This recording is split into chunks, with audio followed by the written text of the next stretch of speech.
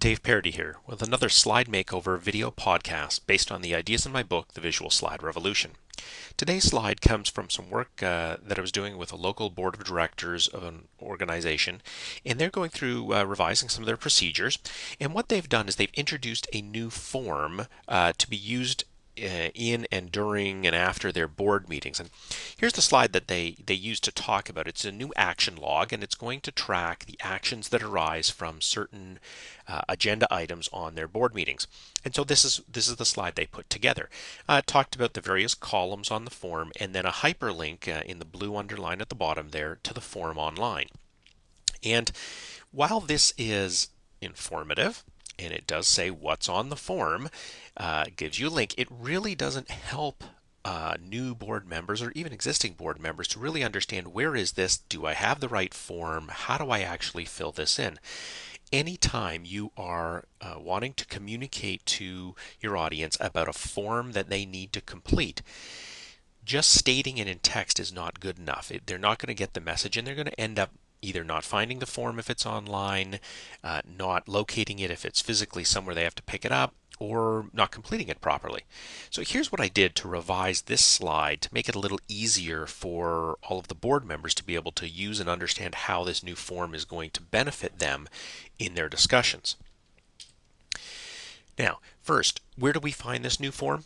The action log is located in the Forms folder on the E drive. So when you look at your folders here, the E drive, and you'll see the Forms folder, and the one you're looking for is the action log right there, and it's a current year action log.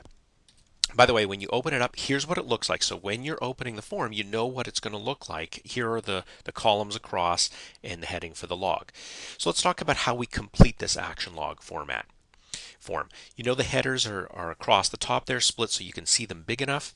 First column, what date did we add this item to the list, so we are always aware when was it added? Is it getting old? Should we be adding our priority, changing priority on this?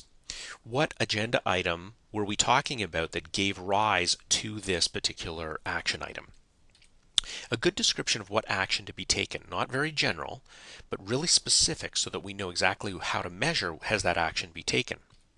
Who's responsible? The name of the board member who has been charged with following up with completing this action item. When do we expect action to be taken? What's the due date so that we know we can track, are we taking action when we said we were going to? And the date that the action was actually completed. This will allow us later on in our board meetings to go back and say, are we completing action items in a timely basis? So, again, what did I do in this particular makeover? Well, instead of just describing it in text, we used visuals so that people understood what they should be looking for and how exactly to complete it. So here are the lessons when we're showing the forms. First of all, show where the person can pick up the form instead of just simply a link or some text. If they are picking it up physically, show a photograph of the area of the office or of the particular bin that they have to pick up this form in. So show where it's available instead of just a link or text. Show the actual form so they know they're looking at the correct form. If we just describe the form, they're not really sure necessarily whether they're looking at the right thing or not. They need to make sure they have the right form. Explain how to complete the form. Actually take call out sections of the form, blow them up, make them bigger so that people can see, oh, okay, that's exactly how I fill it out. Add the text, the call out text that describes here's what the section of the form is, here's what you should be filling in. And if you have a landscape form, as we did in this particular case, where it's sideways across the page, split the headers up. If you leave them all as one, unfortunately, the text becomes really quite small and it's not always readable. So split it up into two sections as you saw me do in this video so that the headers are big enough to see. When you're using forms, as we all have to do in our presentations sometimes, use these lessons to make it easier for your audience to understand and correctly complete the form the way that you want them to. For more information on the book, go to www.visualsliderevolution.com. For more information on my training, workshops, consulting, and other resources, go to my website at www.ThinkOutsideTheSlide.com. This has been Dave Parody with another Slide Makeover video podcast.